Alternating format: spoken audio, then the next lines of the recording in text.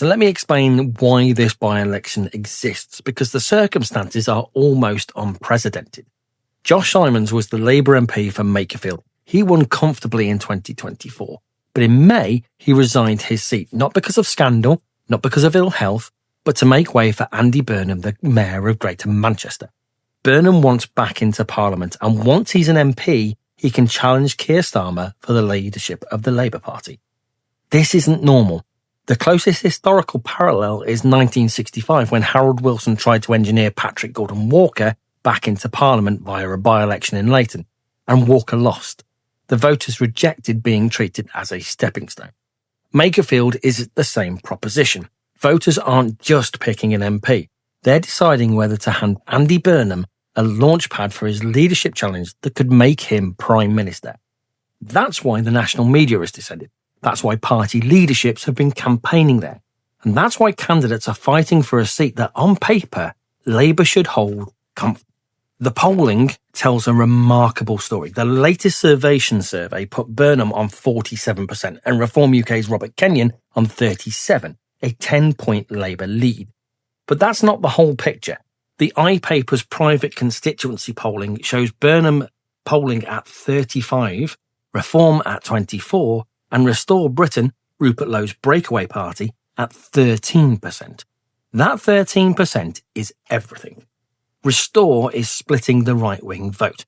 Reform and Restore combined would be on 37%, neck and neck with Labour. But divided, Kenyon can't catch Burnham. Peter Kellner, one of Britain's most respected pollsters, estimates Burnham's true support at around 51% against Kenyon's 38%. He says a big Burnham win, beating the combined Reform and Restore vote, is more likely than not. There are three possible outcomes. 1. Burnham wins big, exceeding the combined right-wing vote. He returns to Parliament with a mandate, and Starmer faces an immediate leadership threat. 2. Burnham wins narrowly, carried over the line by Restore splitting Reform's vote. He still becomes an MP, but his authority to challenge Starmer is weaker. And 3. Kenyon wins. Burnham's path to the leadership closes, Reform regains momentum, and Starmer breathes. Well, maybe for about 3 seconds, because others are waiting. All three outcomes have consequences that reach far beyond Makerfield and far beyond Westminster. This is where Worcestershire enters the story. In May 2025, Reform UK became the largest party on Worcestershire County Council. Joe Monk became leader. They had a full year in power. That year unravelled fast and ended with an emergency bailout, a 9% council tax rise, and escalating internal warfare.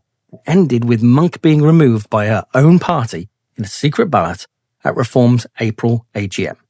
On May 14th, Reform was out. 1 year of power ended by an alliance formed specifically to remove them. Before we carry on, if you want to know what's really happening in Worcestershire politics, not the press release version, hit subscribe. I break down at least one story every week so you know exactly what's going on, where your money's going, and what the impact of national decisions are on the county. Back to the story. Here's the contradiction. Nationally, Reform UK has led every opinion poll for 13 months. It is the most popular party in Britain by some measures. Its leader is treated as a Prime Minister in waiting. Locally, in one of the councils that it actually controlled, it couldn't survive a single year, not because of elections, but because of the chaos it created itself. And Worcestershire is not the only Reform council in chaos. In fact, most Reform councils are considered to be unstable. Makerfield tests which version of Reform is real. Is the national poll lead a genuine mandate, or is it a protest that softens when voters face an actual ballot? If Kenyon loses, the narrative hardens. Reform talks like a government in waiting, but governs like a party that can't hold a council for 12 months. And for Worcestershire's Reform councillors, that matters directly. If Reform stumbles in Makerfield, the local story, one the council couldn't keep it, gets reinforced from Westminster. The momentum that carried them to 25 seats starts looking like a peak, not a plateau. One constituency, 75,000 voters, and a verdict of whether Reform's dominance is real or whether Worcestershire's already given us the answer. Let me connect each Makerfield scenario directly to Worcestershire. If Andy Burnham wins big and becomes Labour leader, you're looking at a Prime Minister who is the country's most prominent devolution evangelist. Burnham has spent a decade arguing for more power and money to be transferred from Westminster to regions and councils. That has a direct implication for Worcestershire's ongoing local government reorganisation, the biggest shake-up of council structures in 50 years. A Burnham-led government would almost certainly accelerate devolution, push for unitary authorities harder, and potentially restructure how councils are funded. Every district and county councillor in Worcestershire would feel it. If Burnham wins narrowly, Starmer probably survives but is weakened. The government remains in place but distracted by internal conflict. The SEND white paper, the $5 billion bailout, the statutory override clock, all of it gets processed by a government fighting itself rather than governing.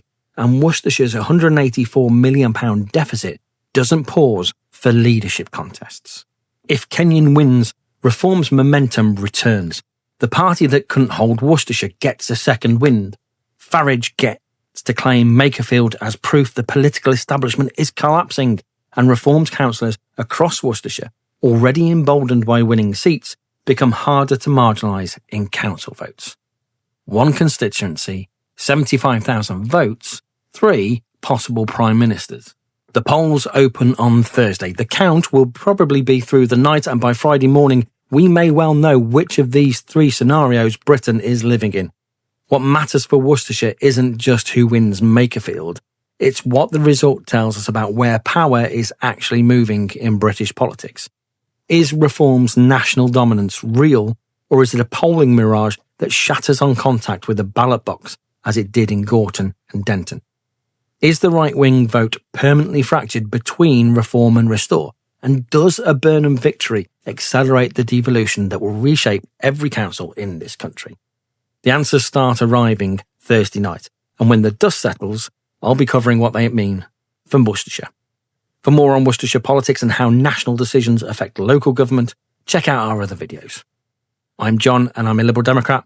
Thanks for watching.